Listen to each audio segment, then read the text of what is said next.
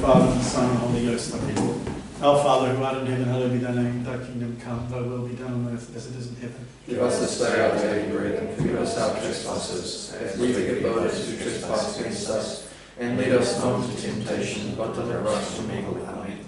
Hail Mary, full of grace, the Lord is with thee. Blessed art thou among women, and blessed is the fruit of thy womb, Jesus. Holy Mary, Mother of God, pray for us sinners, now and at the hour of our death. Amen. Our Lady, Seat of Wisdom, Pray for us. St. Thomas Aquinas, Pray for us. St. Peter, Pray for us. St. Isaac Jobs, and Jean de Brebeuf. Pray for us. In the name of the Father, the Son, and the Holy Ghost. And all the other Canadian ones.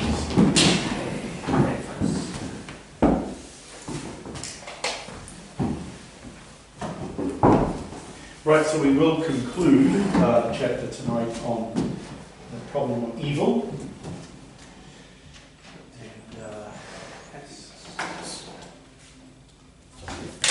You can almost think of it as the major, one-off definitely, but it is more or less the major of the complaints as for the proofs of God that people say, because of this evil, because we see it everywhere, because there's so much sadness and hatred, etc., all this evil in the world, how can there be a good God?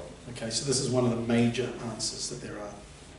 So last week, did we finish with Happiness. Blessed are those who mourn. Pardon? Blessed are those who mourn. Blessed are those who mourn. Good, okay. By feeling subjectively. We will carry on from that. There's a little bit to go. So, in the second place,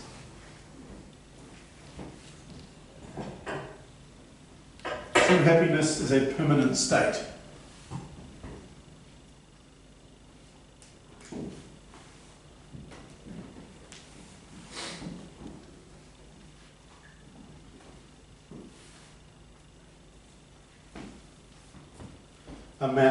A matter of a lifetime.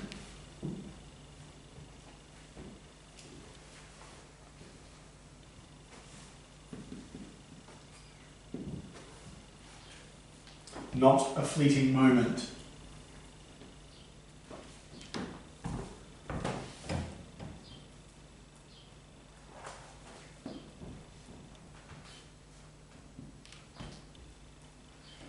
It is also under our control, our choice.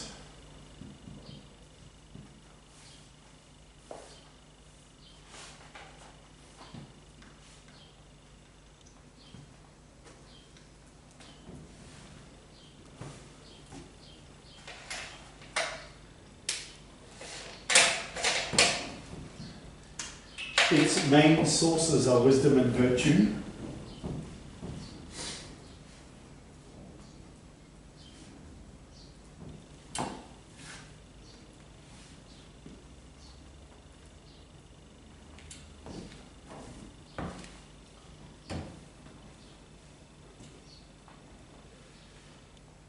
Both of which are good habits.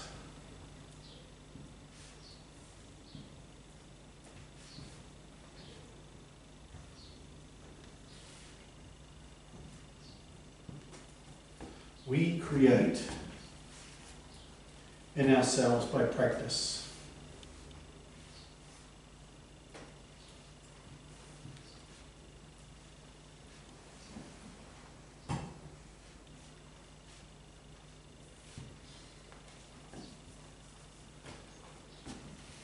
Not gifts of fortune passively received.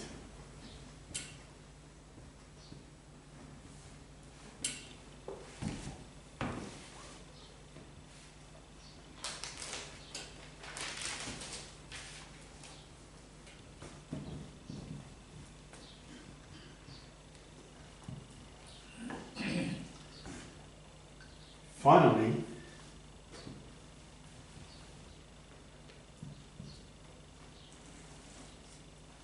happiness's source is internal.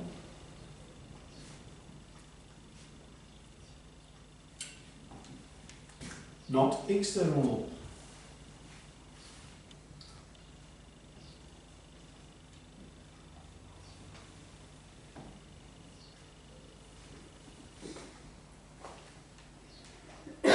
It is a good soul.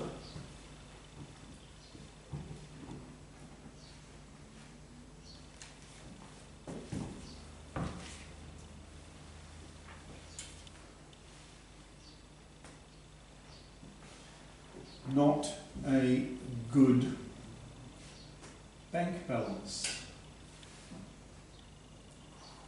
That makes you happy.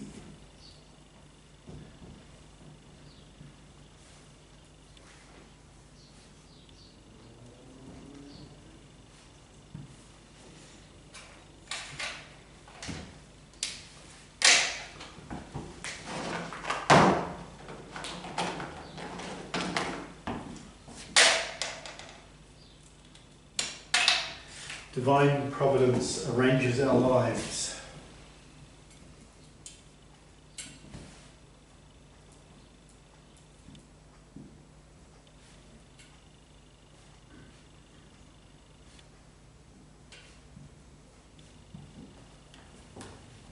In light of true happiness.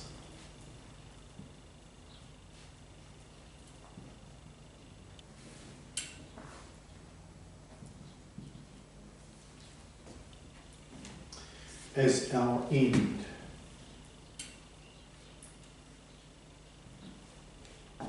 Because God is good and loving.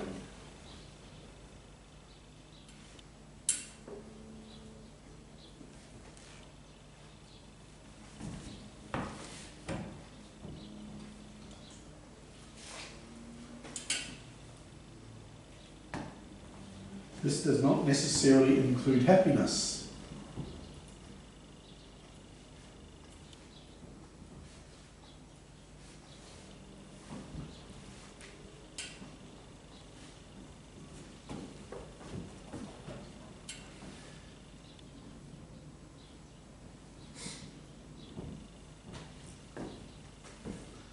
In the shallow sense,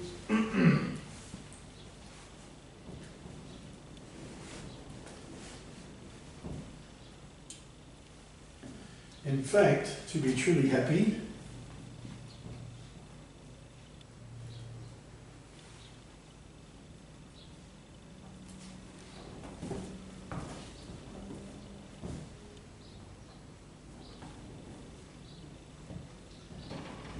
we need to be deprived of much happiness.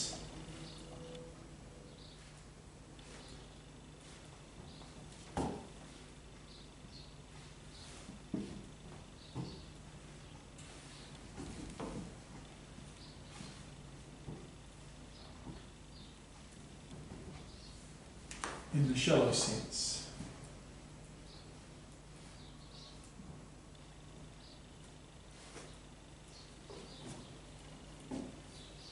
For true happiness requires wisdom.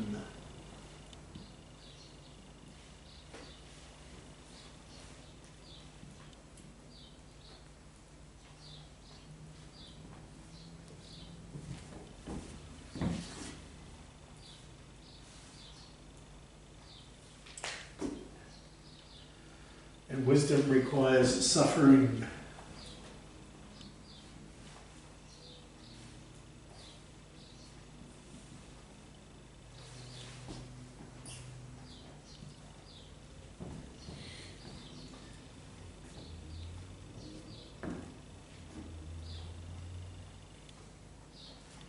Deep happiness is in the spirit.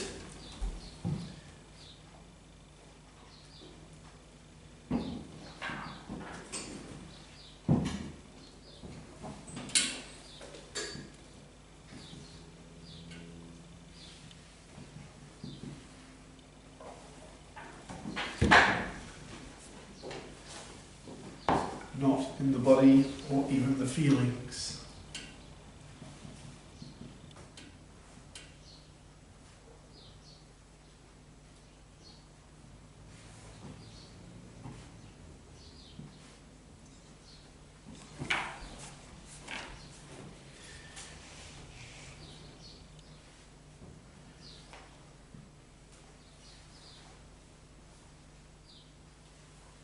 God allows physical and emotional storms.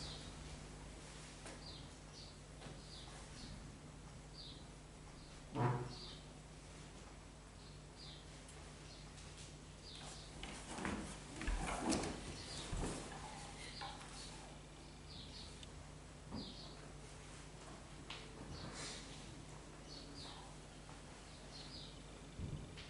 strengthen the anchor.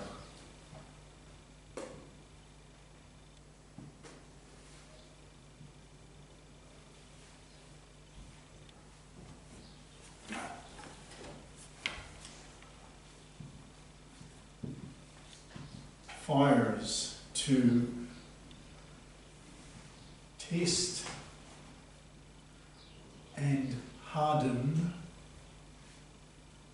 our metal. No A in metal.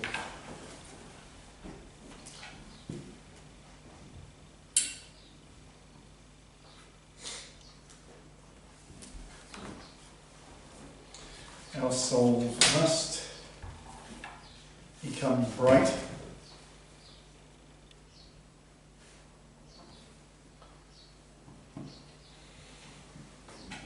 hard, sharp swords.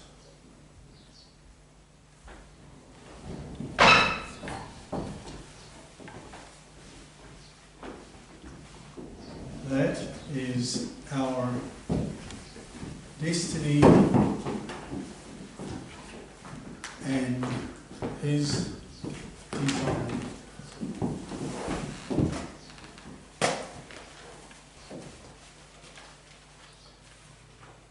We are not toys. We are swords.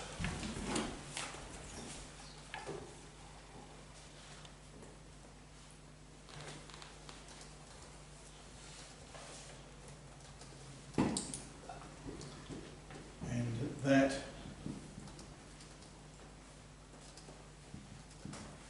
requires tempering in the fire.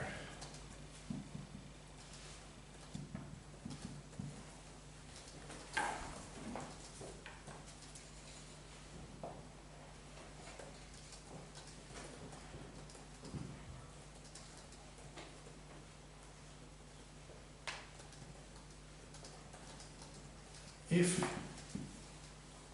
we could catch even a glimpse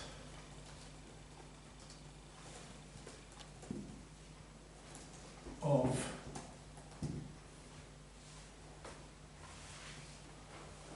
this heavenly destiny,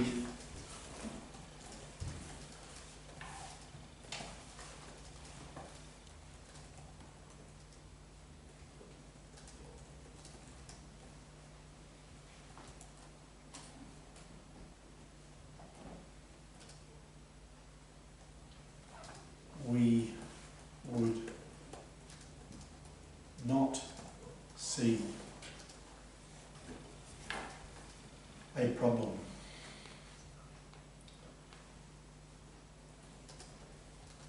In the sufferings of Job.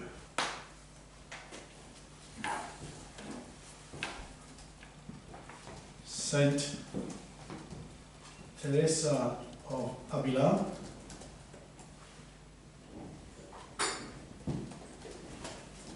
said that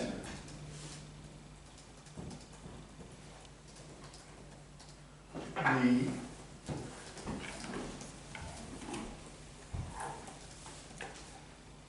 most miserable earthly life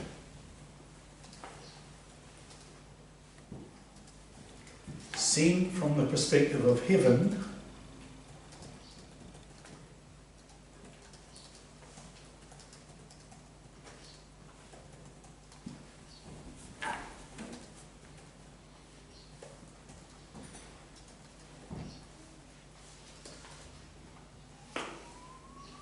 looks like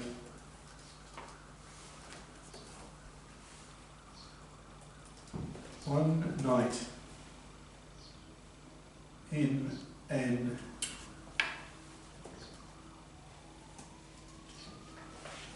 inconvenient hotel. Am I looking at it?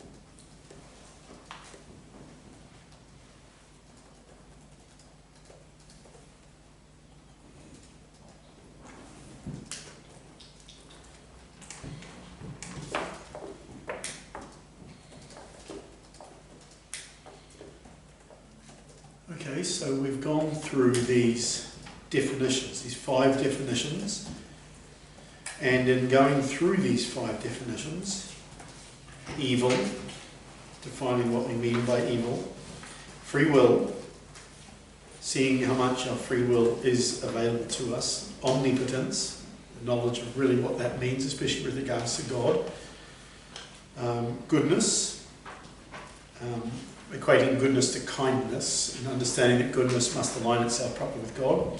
And lastly, happiness, and truly the end of, the truly meaning of what happiness is. It's not anything that is rooted in the emotions or in the lower forms of happiness, but it must be this higher form of happiness. When we have these proper definitions of these words, as we've gone through in the last 5 or 6 weeks, we get to the point there whereby the question of evil becomes not so much a question that you write down on a piece of paper saying, if there's evil, how can there be a good God? You then have these 5 words, therefore now we can write out the answers. The answers are in the meanings of those 5 words. And this is the point with a lot of apologetics. If you know the meanings of words, truly, properly, the meanings of words. When somebody in an apologetic moment complains, oh, there can't be a God because there's evil in the world, therefore God is a figment of your imagination. You can stop the discussion right there and then. And you say, what do you mean by God? Again, the ball's in your court to try and bring out what these people are trying to say, because often people are putting words together in general sentences without the full import of what it is that they've said. So if we understand what we're talking about God. We're talking about what evil is. We're talking about what goodness is. We're talking about what happiness is. We're talking about omnipotence is. We're talking about what free will is. Once we understand those and beyond the immediate definition of them, we bring this to people and then they start to realise, oh, okay, my question was kind of silly, wasn't it?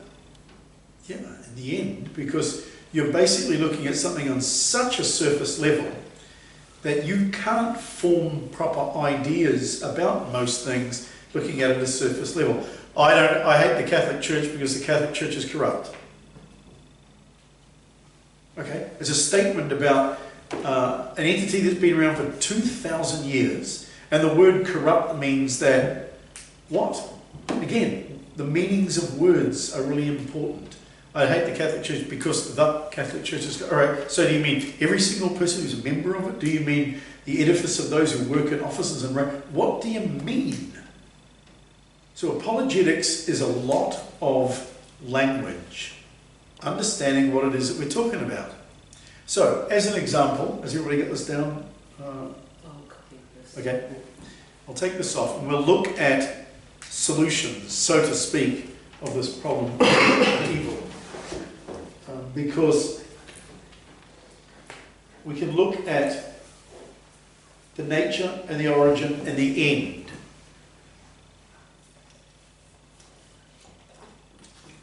of physical evil and a spiritual evil. The nature, the origin, and the end. Again, these are quite philosophical, complex. Nature meaning, well, what do we mean about the actual evil itself? The meaning of that. What do you mean when you say this was evil or that was evil? So again, you're breaking it down to get more meaning out of it. And then the end is, as Catholics who are believing in what God's put out there for us, we understand the end now in evil. We understand that it's meant to be that a good can be drawn from it. In other words, true happiness, eternity with God. So the nature, the meaning, and the end with regards to physical and spiritual evil. So we'll break this down in a certain way and ask a few questions to see if we really get the full import of this most important part of apologetics, because it's the one you're going to hear most of the time. Okay?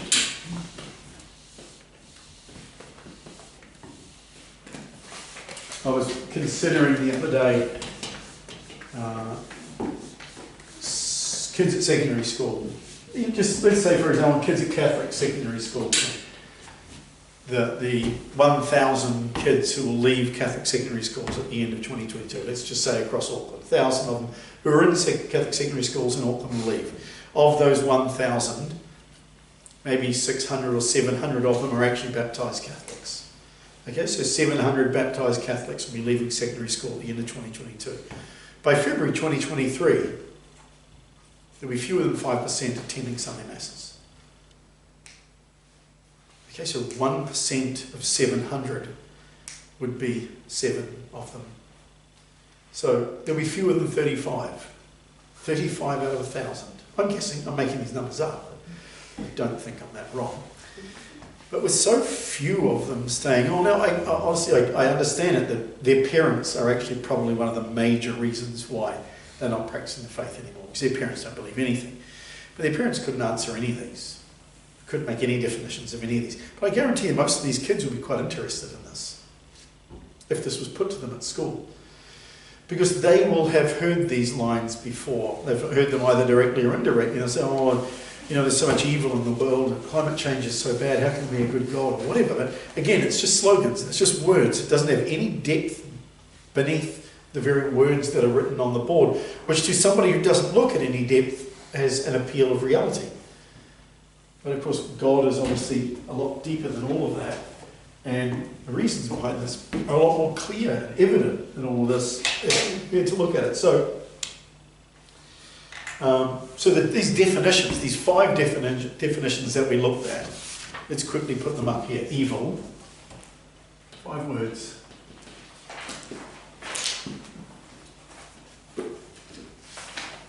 Free will,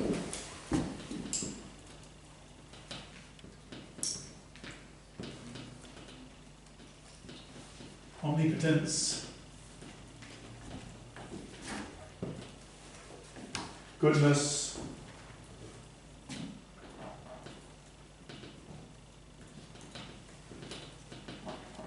happiness. Okay. Of those 1,000 kids leaving school, probably, I'm not picking on them specifically, but they're the target audience because their parents have given up ages ago. Their parents just want to play golf. Their parents just want to go on holidays to Fiji or whatever. They're just not the least bit interested in God. The kids are, to a far greater degree, simply because they have these inquiring minds, and at the ages in which they're ready to leave school, 14, 15, 16, 17, their bodies undergo incredible changes, they are asking a lot more seminal questions and not getting any answers whatsoever. Partly on the fault of the educational authorities in our Catholic schools, but also on the part of the parents. If the parents really wanted them to get these answers, these parents would be pushing for these things to be done.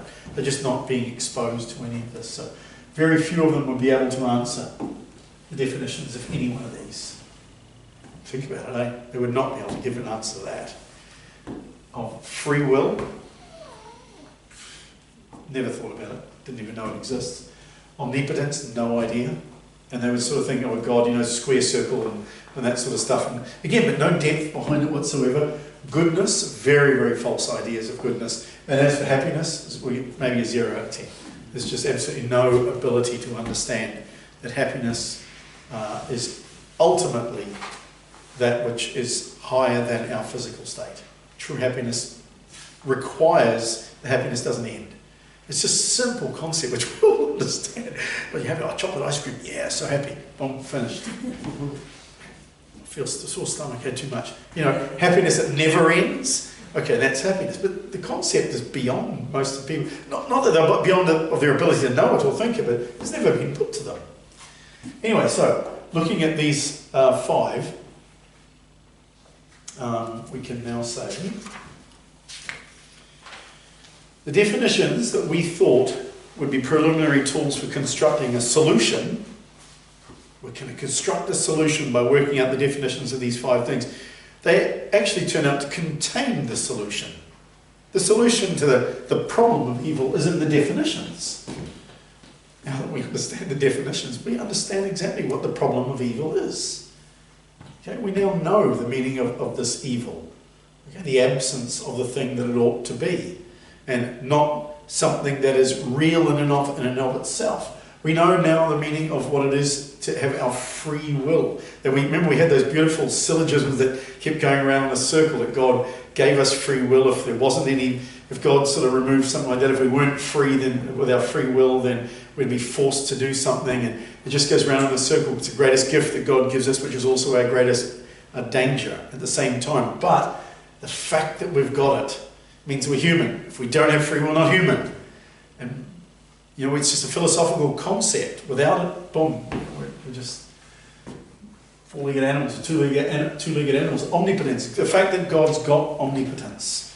And that means all knowledge, all possibilities that the mind could ever possibly imagine, and yet he does not impinge on this. The beauty of his omnipotence never touches it. And yet he could make a world without evil whatsoever, but that would just be an automated world and there'd be no use of our free will whatsoever. So necessary to understand God's omnipotence and all this, because this is one of the problems. If God's truly a good God, how come he doesn't do? Wait, hang on a minute. What do you mean by omnipotence? He's created a universe with creatures with free will and reason and intellect so that we can have eternal happiness. And so this is part of his goodness. Because if he didn't do these... So these 5 are all interconnected, aren't they? Yeah. And within their explanations of what they mean, we start to realize, okay, that's our answer to the whole problem of evil. It's actually multifaceted. And this is how apologetics works. It's totally multifaceted. Somebody's going to ask you a smart aleck question, and they want the 10-word answer. Here's my answer. Oh, God, you got me there. Well, I never thought of it. No chance. You've got to engage them in an ongoing discussion. You've got to drag them into the place where actually they don't want to go. They think they've got it because they think they've got all the answers. Like everybody who stands against God, they think they know all the answers. But in reality, God has all the answers. They're all contained in right reason. So these are really, really important to know these. The problem is not now so much solved as dissolved. The question they bring to you, if God's so good, how come there can be evil? Well, you're not actually going out there to answer, you're actually pouring water over their question.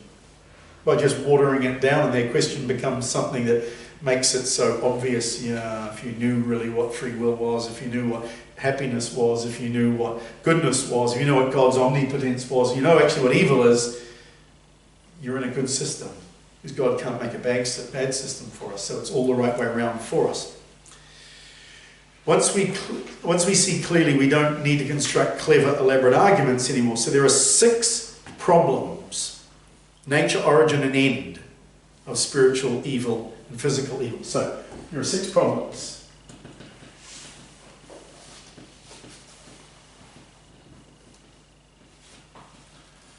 Okay, and let's say, let's put it like this.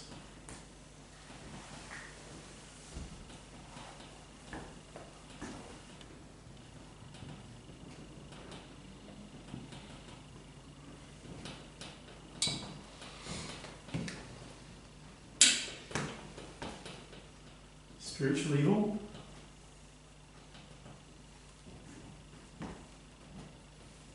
physical evil,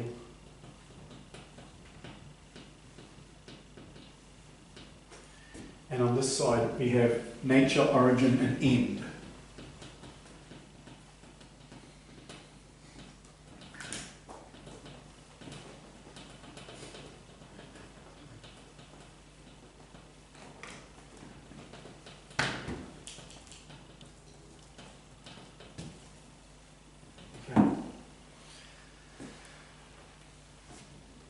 the nature of spiritual evil.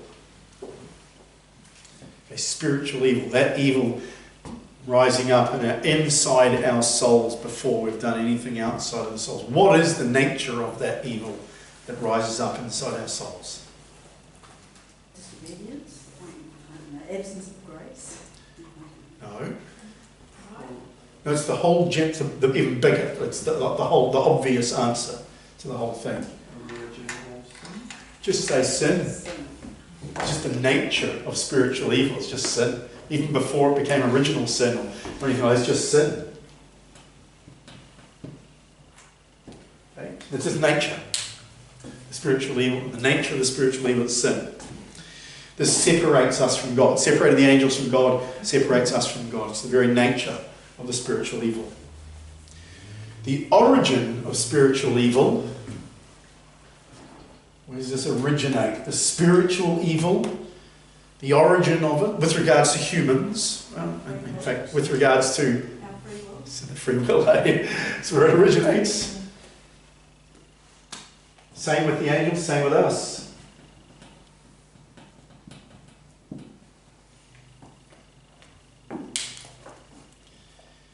And the end for which God allows spiritual evil, it is to preserve human free will. That is human nature. It's just our human nature. That's the end that God does this. Okay, so God allows spiritual evil. The reason that God allows human spiritual evil is that He preserves our human free will. Because we're still free to say no, we're free to say yes, which would not be a freeing of us, but we're free. And therefore, our human nature, the end, the reason why God does this is because that's just part of our human nature, the end of it.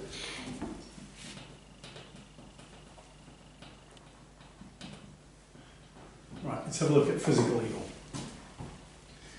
The nature of our physical evils that come upon us.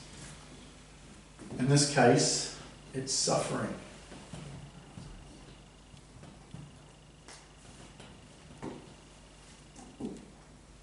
Physical evils are upon us. Their nature is that we're suffering.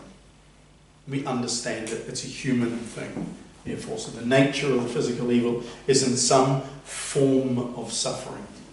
The origin of the physical evil is the spiritual evil. The physical evil is going to come upon us because there's been some spiritual evil originated. That's where its origin came from.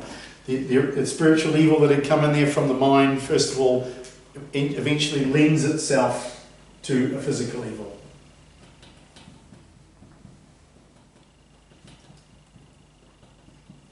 And the end for these physical evils. To what end is this for? The end or use of physical evil is spiritual discipline and training for our own ultimate perfection, think of Job, and our eternal joy. It's also just punishment for sin and a deterrence from sin. So we could say that it is discipline or training. Spiritual discipline. Yeah, let's take spiritual discipline.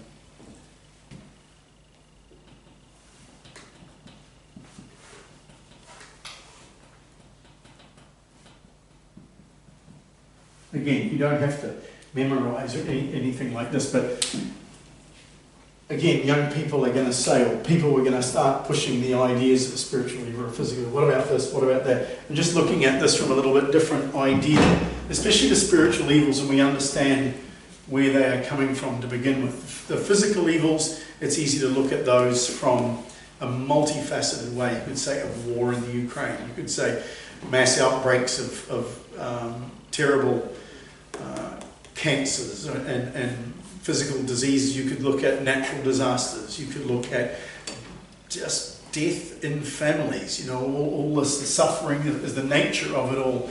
The origin of it originates from the spiritual evil that we all have. We must die. because we've committed sin.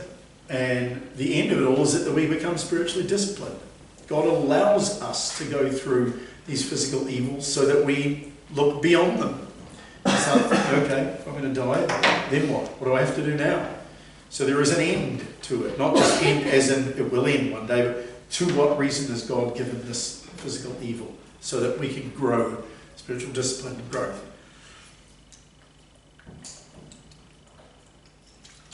Okay, so this book now